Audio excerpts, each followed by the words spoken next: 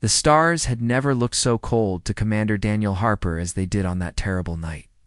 He stood on the bridge of the starship Relentless, his hands gripping the railing so hard that his knuckles had turned white.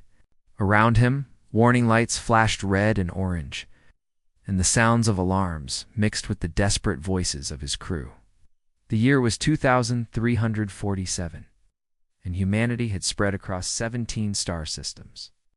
They had built colonies on distant worlds, created great cities on moons and planets that their ancestors could only dream about.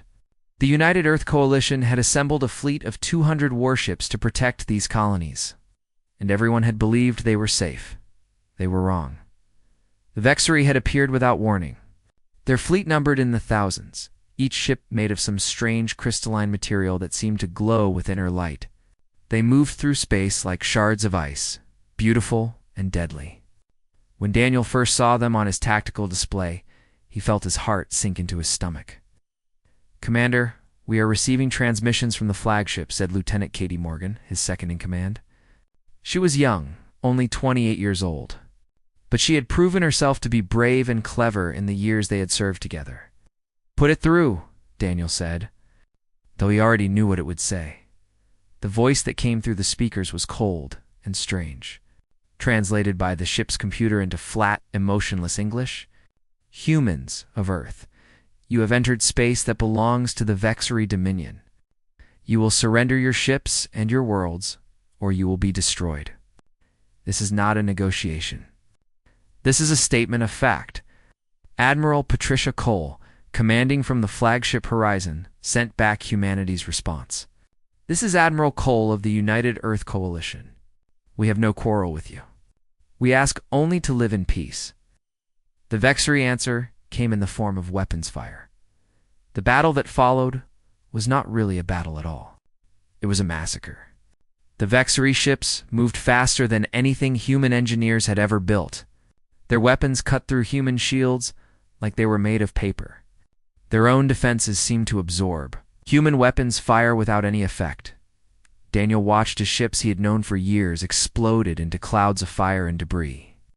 The Defender, commanded by his old friend Captain Marcus Lane, was torn apart in seconds. The Starlight, the Unity, the Braveheart, all of them gone in flashes of light. "Evasive maneuvers," Daniel ordered, his voice somehow staying steady even as his world fell apart. "Target their engine sections. Maybe we can find a weak point." Katie worked her console with desperate speed. "Firing now, Commander." The missiles from the Relentless streaked toward the nearest Vexery ship. They hit their target, and for one brief moment, Daniel felt hope rise in his chest. Then the smoke cleared, and he saw that the Vexery ship was completely undamaged. "No effect," Katie said, her voice hollow. The battle lasted 6 hours. When the retreat was finally called, humanity had lost 173 ships. The Vexery had lost 12. Daniel's ship was among the survivors, but only barely. Half of his crew was dead. The engines were failing. The hull had been breached in 3 places. As the survivors limped away from the battlefield, the Vexery broadcast one final message. "Humans of Earth, your resistance has ended. Your colonies will fall. Your species will serve the Vexery Dominion or be exterminated. This is the natural order. The strong rule. The weak submit. We are strong. You are weak. Accept this truth." Katie pulled herself up from a damaged console. Blood ran down her forehead from a wound she had not even noticed receiving, but her eyes were sharp and focused. "Commander, what do we do now?" "They're going to take Earth. They're going to take everything." Oh. Daniel did not answer immediately. He stared at the screen, watching the Vexery fleet move toward the inner planets like a slow wave of death. His mind was filled with images of his home, of his mother in her garden on Mars, of his sister and her children on Earth. All of them were now in the path of an enemy that could not be stopped. But even in his despair, something stirred in the back of his mind. It was a memory from his childhood, sitting on his grandfather's knee and listening to stories about old Earth and its endless wars. His grandfather had been a Marine, a warrior from a long line of warriors, and he used to tell Daniel about the things that made humans different from other creatures. Humans are not the strongest, his grandfather had said. We are not the fastest. We do not have claws or fangs. But we have something else. We have stubbornness. We have anger. We have the ability to take a loss and turn it into fuel for victory. Daniel remembered laughing at these words when he was young. They had seemed like the ramblings of an old man who had watched too many war movies. But now, standing on the bridge of his broken ship, watching his species face extinction, those words felt different. They felt like a promise, sir. Katie said again. What are your orders? Daniel took a deep breath. He turned away from the screen and looked at his surviving crew. They were wounded, exhausted, and terrified. They had just witnessed the worst defeat in human history. By all rights, they should have been broken. But as Daniel looked at their faces, he did not see defeat. He saw anger. He saw determination. He saw the same stubborn refusal to surrender that had carried humanity through ice ages and plagues and world wars. We fall back, Daniel said, his voice growing stronger with each word. We regroup. We find the other survivors.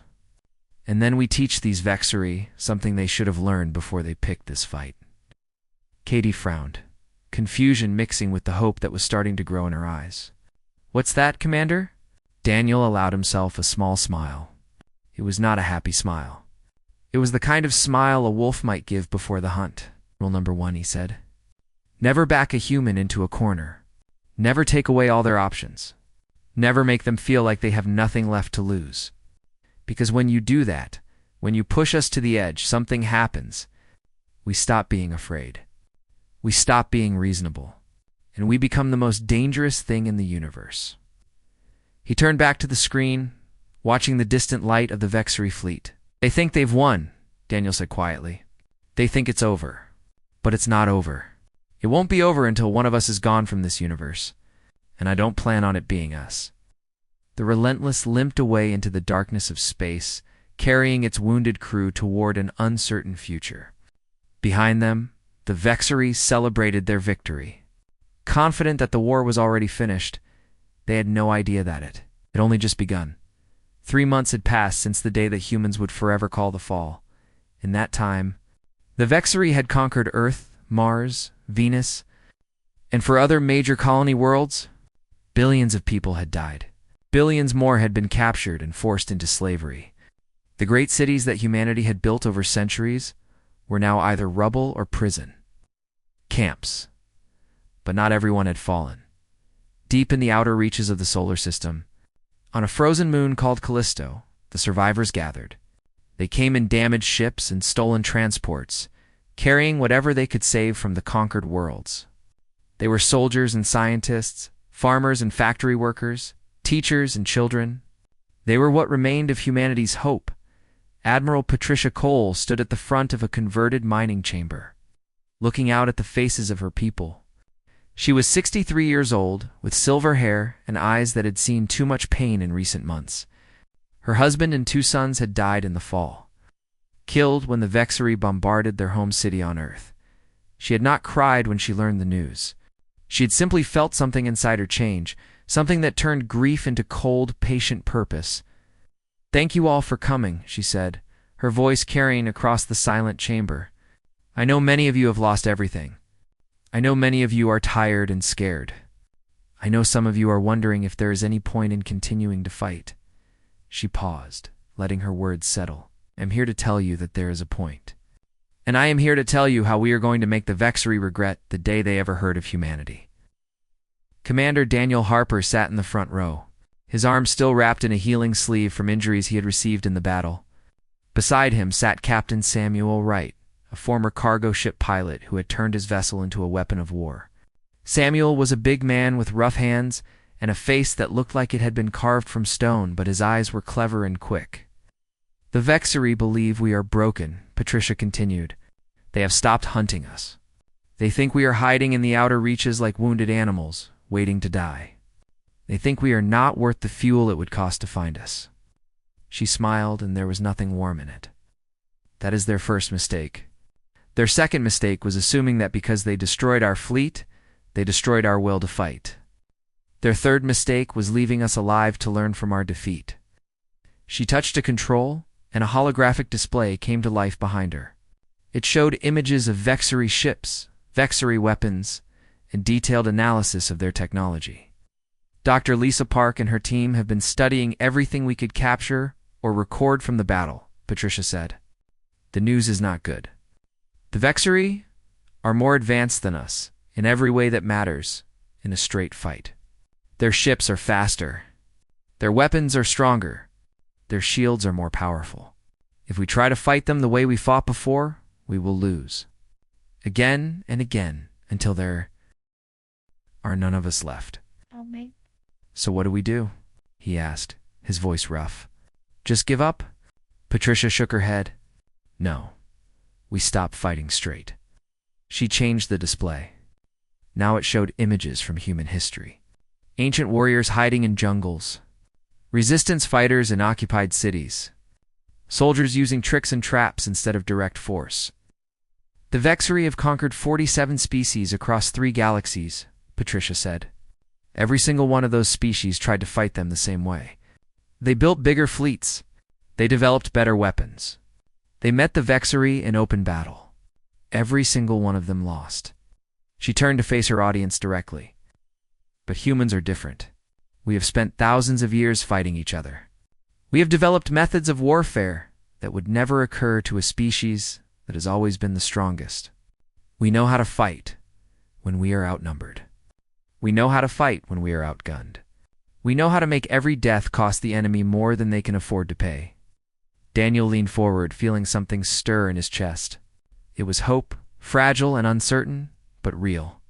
What exactly are you proposing, Admiral? He asked. Patricia's eyes gleamed. I am proposing that we stop trying to beat the Vexery and start trying to bleed them. We will not destroy their fleets. We will destroy their supply lines. We will not conquer their bases. We will sabotage them from within. We will not fight their soldiers in open battle. We will kill them in their sleep. A murmur ran through the chamber. Some of the listeners looked uncomfortable. Others looked thoughtful. A few looked eager.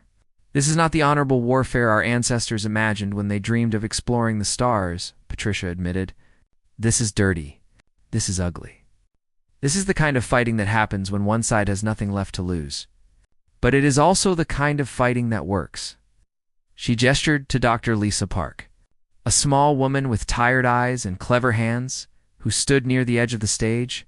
Alicia has developed something special, Patricia said. A computer virus designed to infiltrate Vexery systems. It will not do anything obvious. It will not trigger their alarms. It will simply watch and learn and report back to us. Within months, we will know more about their fleet movements than their own commanders do. Lisa stepped forward, her voice soft but confident. We are also working on weapons. Not bigger weapons, but smarter ones. Bombs that can be hidden in cargo containers. Poisons that can be introduced into their food supplies. Devices that can disable their engines from the inside. Patricia nodded. We are going to become their nightmare. Every time they think they are safe, we will be there. Every time they relax their guard, we will strike. We will make them afraid to sleep, afraid to eat, afraid to trust anything or anyone. She looked around the chamber one final time. The Vexery think they have one. They think humanity is finished. But they do not understand what they have created. They have taken away our homes, our families, our future. They have left us with nothing except our anger and our determination. Her voice rose, filling the chamber. And that makes us more dangerous than any fleet they could ever face. Because a human with nothing to lose is a human who will do anything, sacrifice anything, endure anything to achieve victory. They wanted to conquer us. Instead, they have awakened something that will never stop, never rest, and never forgive. She raised her hand in a fist. Today, we begin our revenge. Today, the Vexery learn what it means to make an enemy of humanity. Today, we teach them rule number 1. The chamber erupted in cheers. And somewhere in the cold depths of space, on worlds they believed were completely under their control, the Vexery went about their business. They had no idea that the storm was coming. The first attack came 8 months after humanity's defeat. and it came from a direction the Vexery never expected. A supply convoy was traveling through space between Earth and Mars. It carried food, weapons, and building materials for the Vexery occupation forces. 12 transport ships moved in formation, protected by 4 warships that scanned the darkness for any sign of threat. They found nothing. Their sensors showed only empty space, cold and silent. The convoy commander, a Vexery officer named Kethsel, allowed himself to feel satisfied. The humans were gone, scattered to the outer reaches of their system like frightened animals. They posed no danger. Then the cargo containers began to open. Captain Samuel Wright led the assault team personally. He had spent 6 weeks sealed inside a metal box that measured 3 meters by 2 meters, breathing recycled air, eating paste from tubes, and waiting for this moment. 57 other humans had done the same.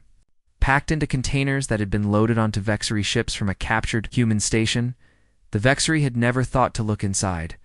Samuel floated through the opening of his container. His body, covered in a modified mining suit, fitted with stolen Vexery weapons. Around him, his team emerged like ghosts, silent and deadly. They had trained for months for this moment, learning to move in zero gravity, learning to kill quickly and quietly. Team Alpha, target the bridge, Samuel whispered into his communication device. Team Beta, take out their engines. Team Gamma, secure the cargo bay. No alarms. No survivors. They moved through the ship like shadows. The Vexery were bigger than humans, standing nearly 3 meters tall, with 4 arms and skin that looked like blue crystal. But size did not matter when you did not know the enemy was there, till a blade found your throat. Samuel reached the bridge in 12 minutes. 2 guards stood outside the door, their attention focused on the corridor ahead. They never saw the humans who dropped from the ceiling behind them. The bridge crew died next, cut down before they could send a distress signal.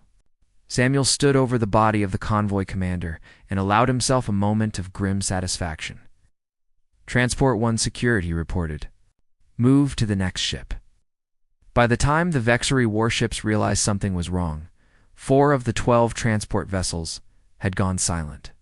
The warship commanders ordered their crews to battle stations, but they did not know where to aim their weapons. The enemy was already inside their own ships. One by one, the transports went dark. The warships, designed to fight enemies in open space, found themselves helpless against attackers they could not see or target. When one warship tried to destroy a captured transport, Samuel's team had already moved to their vessel. Using Vexery escape pods to cross the gap between ships, the battle, if it could be called that, lasted for hours. By the end, every Vexery in the convoy was dead, and humanity had captured enough supplies to support their hidden colonies for a year. News of the attack spread through Vexery command like fire through dry grass. High Commander Zethrel, the officer who had led the conquest of Earth, received the report with a mixture of confusion and anger. How is this possible? He demanded. The humans are defeated. They have no ships capable of reaching our convoys. His subordinates had no answer. But the convoy attack was only the beginning. On occupied Earth, a different kind of warfare was being born.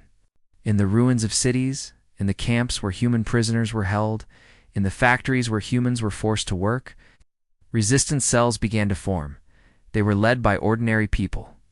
Teachers who had lost their schools, farmers who had lost their land, mothers who had lost their children. They had no military training, no weapons, no hope of victory in any traditional sense. But they had something that the Vexery did not understand. They had rage. The first act of resistance was small. A power generator in a Vexery base suffered a mysterious failure. The Vexery engineers who came to repair it found nothing wrong with the machinery. They did not notice the tiny device that had been hidden inside. A device built from stolen parts by a woman named Hannah Carter, who had been an electronics engineer before the war. The second act was larger. A Vexery officer was found dead in his quarters, his throat cut with a kitchen knife. The human who killed him was never identified. And the Vexery guards who investigated found nothing but frightened, silent prisoners who claimed to know nothing. The third act was larger still. An entire garrison went silent one night, All 40 Vexery soldiers killed in their sleep. When reinforcements arrived, they found the walls marked with a single word. Painted in blood. Remember, Dr. Lisa Park's virus was spreading through Vexery computer systems like a disease that showed no symptoms. It copied itself from ship to ship, from base to base, from world to world. It did nothing to attract attention. It simply watched and learned and sent information back to the hidden human colonies. Within 6 months, Admiral Patricia Cole knew when every Vexari patrol would pass through every sector of human space. She knew which bases were well defended and which were vulnerable. She knew which officers were cruel and which were merely doing their duty. She knew everything, and the Vexery knew nothing. The attacks increased. Supply convoys vanished. Officers were assassinated. Bases suffered mysterious accidents. Weapons disappeared from armories. Ships developed engine failures at critical moments. High Commander Zethril ordered increased patrols and harsher punishment for any humans suspected of resistance. He executed prisoners publicly, hoping to frighten the population into submission. The attacks increased further. For every cell that the Vexery destroyed, 2 more appeared. For every human they killed, 10 more joined the resistance. The fear that Zethril tried to create turned into fuel for human anger, and that anger burned hotter with every passing day. 1 year after the fall, Zethril stood in his command center on the orbital platform above Earth, studying reports that made no sense. He had conquered dozens of worlds in his career. He had broken species that were older and more advanced than humanity. He had never failed, but these humans refused to behave like any enemy he had ever faced. They did not surrender when they were beaten. They did not flee when they were outnumbered. They did not accept their defeat even when it was obvious to everyone that they had lost. They are like animals, one of his officers said. They do not understand that they cannot win. Zethril shook his head slowly. No, he said. They understand perfectly. They simply do not care. They would rather fight and die than submit and live. He stared at the blue and green world floating below him, the world that should have been easy to control. I am beginning to think, he said quietly, that we have made a terrible mistake. He was right. But it was already too late to fix it. 2 years after the invasion, the Vexery Dominion controlled human space in name only. On paper, they had one. Their flags flew over human cities. Their soldiers patrolled human streets. Their ships orbited human worlds. But the truth was very different from what the records showed. Their supply lines were under constant attack. Convoys that should have taken days to travel between worlds now took weeks. Forced to take long detours to avoid ambush points that seemed to change every time they were mapped. For every 10 ships that left port, only 7 arrived at their destination. Their officers lived in fear. They traveled in groups, slept in fortified rooms, and trusted no one. Assassination had become so common that serving on a human world was considered a punishment rather than a duty. Young Vexery soldiers requested transfers to active war zones against other species, where at least the enemy fought in ways that made sense. Their soldiers, once confident in their superiority, had become nervous and exhausted. They jumped at shadows. They fired at sounds in the night. They looked at every human face and wondered if this was the one who would kill them. Admiral Patricia Cole stood on the bridge of the Defiance. Humanity's new flagship? It had been built in secret over 18 months, assembled in an asteroid field from salvaged parts and stolen technology. It was not a beautiful ship. Its hull was a patchwork of different metals. Its engines were mismatched. Its weapons had been designed by people who learned engineering from necessity rather than training, but it worked. And it carried weapons that the Vexery had never seen before. The target is their regional command station, Patricia said, addressing her senior officers in the briefing room. A holographic display showed the massive orbital platform that hung above Earth. Bristling with weapons and surrounded by a fleet of 30 warships, intelligence indicates that High Commander Zethril himself is present. Commander Daniel Harper, now gray at the temples after 2 years of constant fighting, studied the display with experienced eyes. That's a lot of firepower protecting him. A direct assault would cost us most of our fleet. Captain Katie Morgan, scarred and hardened from her own years of war, nodded in agreement. We don't have the ships to fight them head-on. We never did. That's not going to change. Patricia smiled. It was the same cold smile she had worn since the day she learned her family was dead. We're not going to fight head-in. We're going to do what we've been doing for 2 years. We're going to cheat. The plan was simple in concept and terrifying in execution. A captured Vexery transport, its crew replaced by humans wearing stolen armor, would approach the station claiming to have suffered damage from a resistance attack. While the station's attention was focused on this decoy, a team of infiltrators would board through a maintenance shaft that Lisa Park's virus had quietly unlocked. The transport would be piloted by Lieutenant Christopher Kane, a young man who had lost his parents, his sister, and everyone he had ever loved in the fall. He had volunteered for the mission knowing that his chances of survival were very small. I have nothing left, he had told Patricia when he asked for the assignment. Let me use what time I have left to mean something. Patricia had looked at him for a long moment before nodding. Make it count, she said. The operation began at 0300 hours station time. Christopher guided the damaged transport toward the station's docking port, transmitting a distress signal that was mostly true. The ship had been attacked. There were wounded aboard. They needed assistance. The Vexery, who had grown tired of human tricks but could not ignore a damaged Dominion vessel, opened the docking port. Christopher brought the transport in smoothly, his hands steady on the controls despite the fear that filled his chest. The moment the docking clamps engaged, everything happened at once. Samuel Wright led the assault team through the airlock.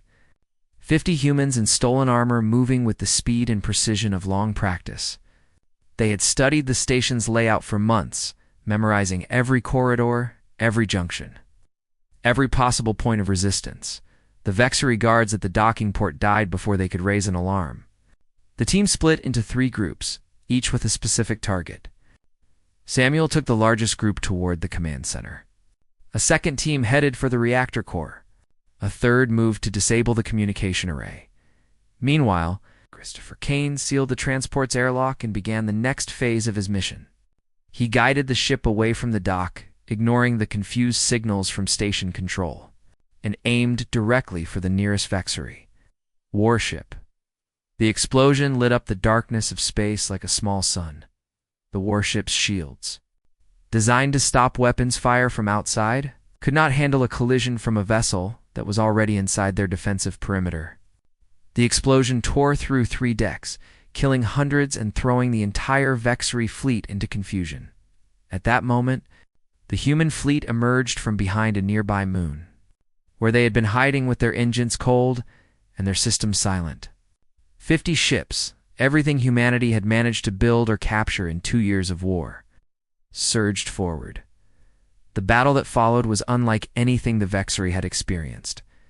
The human ships did not fight in formation. They did not follow predictable patterns. They attacked in groups of 3 or 4, striking vulnerable points and then retreating before the Vexery could respond. Inside the station, Samuel's team reached the command center. The Vexery guards fought hard, but they were confused and unprepared. The humans had spent years learning to fight in close quarters, in darkness, against enemies larger and stronger than themselves. They knew exactly where to strike, exactly how to move, exactly when to press forward and when to fall back. High Commander Zethral was captured in his own command chair. A human blade at his throat before he could reach his weapon. Do not move, Samuel said, his voice cold. You are now a prisoner of the human resistance. The battle lasted for hours. When it was over, the station was in human hands. 12 Vexery warships had been destroyed, and the rest had fled. It was the first major victory humanity had won since the war began. Zethro was brought before Admiral Patricia Cole on the bridge of the Defiance. He was bound and surrounded by guards, but he held himself with the dignity of a being who had never known defeat before this day. This changes nothing, he said, his translator making his words sound flat and mechanical. The Dominion will send more fleets, more soldiers. You cannot win. Patricia regarded him with eyes that held no mercy. You're right, she said. We probably can't win. Not in the way you understand winning. We don't have enough ships to defeat your dominion. We don't have enough soldiers to conquer your worlds. We don't have enough resources to match you in a long war. She stepped closer, and Zethril saw something in her face that made him uncomfortable for reasons he could not name. But here's what you failed to understand, Patricia said. We don't need to defeat you. We just need to make conquering us so expensive that it's not worth the cost. Every ship you send here is a ship not fighting somewhere else. Every soldier you lose to us is a soldier who can't control your other conquests. Every year you spend trying to break us is a year your other enemies can use to grow stronger. She leaned closer still. You wanted to conquer us quickly and move on. Instead, you're stuck here, bleeding resources into a war that will never end. And do you know why it will never end? Because humans don't surrender. We don't give up. We don't accept defeat, no matter how obvious it seems. Zethril stared at her. You would condemn your species to eternal war rather than accept peace through submission? Patricia's smile was terrible. Yes, because that's what humans do. We survived ice ages. We survived plagues. We nearly destroyed ourselves a dozen times. But we're still here. And we'll still be here long after your dominion has crumbled to dust. She turned away. Take him to the cells. We have a war to fight. The war continued for another 10 years. It was not a glorious war of great battles and heroic victories. There were no monuments built to celebrate turning points because there were no turning points. There was only the slow, grinding, relentless pressure of a species that refused to die. The Vexery Dominion sent 3 more invasion fleets to human space. The first arrived 2 years after the fall of HFY Orbital Station, carrying enough soldiers to occupy every human world 10 times over. It never reached its destination. Human raiders attacked its supply ships, destroyed its fuel depots, and sabotaged its engines. By the time the fleet limped home, it had lost half its vessels without fighting a single major battle. The second fleet came 4 years later, moving carefully and protecting its supply lines with heavy escorts. It lasted longer, but the result was the same. Human attacks came from everywhere and nowhere, striking when least expected and vanishing before retaliation was possible. The fleet commander, a veteran of 100 campaigns, reported to the Dominion that fighting humans was like trying to fight smoke. The third fleet never came at all. The resources were needed elsewhere, because other species had begun to notice. The Vexery Dominion had ruled 3 galaxies for 10,000 years. They had conquered species beyond counting, broken civilizations that had lasted longer than human history. They had seemed invincible, eternal, as permanent as the stars themselves. But now there were cracks in that image. Stories spread from system to system, carried by traitors and prisoners and spies. Stories of a small species from an unimportant world that had refused to bow. Stories of convoys destroyed and officers killed. Stories of a war that the mighty Dominion could not win. Rebellions broke out on worlds that had been silent for centuries. Species that had accepted their fate began to wonder if perhaps fate could be changed. The Vexery found themselves fighting on a dozen fronts instead of one, and every front drained resources that could have been used to finally crush the stubborn humans. Admiral Patricia Cole did not live to see the end of the war. She died in the 7th year, peacefully in her sleep aboard the Defiance. She was 80 years old, and she had spent the last 17 years of her life fighting an enemy that most would have called unbeatable.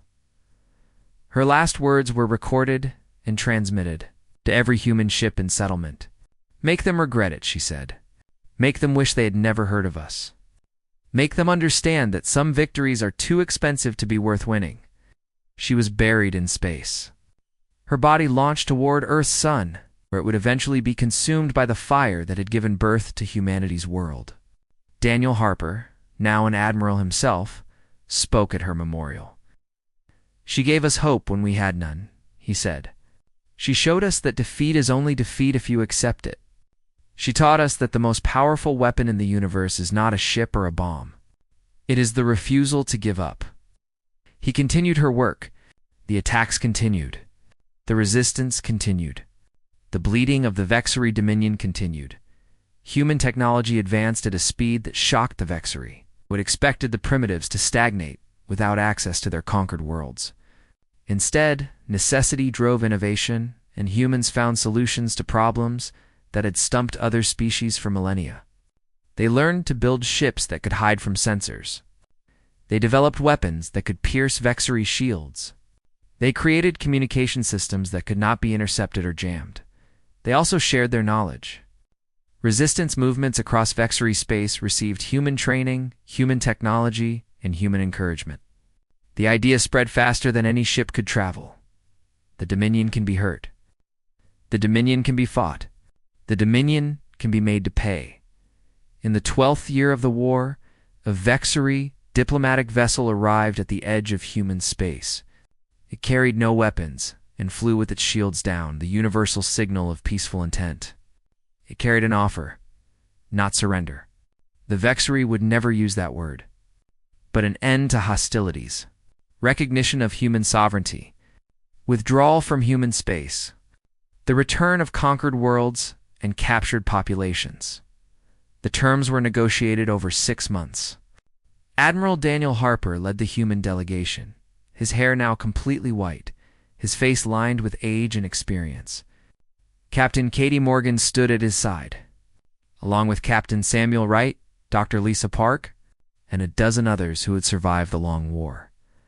The final treaty was signed on Earth. In the ruins of the United Nations building in New York City, humans had deliberately left the building unrepaired, a monument to what had been lost and what had been endured. The Vexery delegation was led by their new High Commander, a young officer who had risen to power after Zethrel's capture and the disasters that followed. He signed the treaty with an expression that might have been respect, or might have been fear. When the signing was complete, the High Commander looked at Daniel with his 4 eyes and asked a question that had been bothering him since he first studied humanity.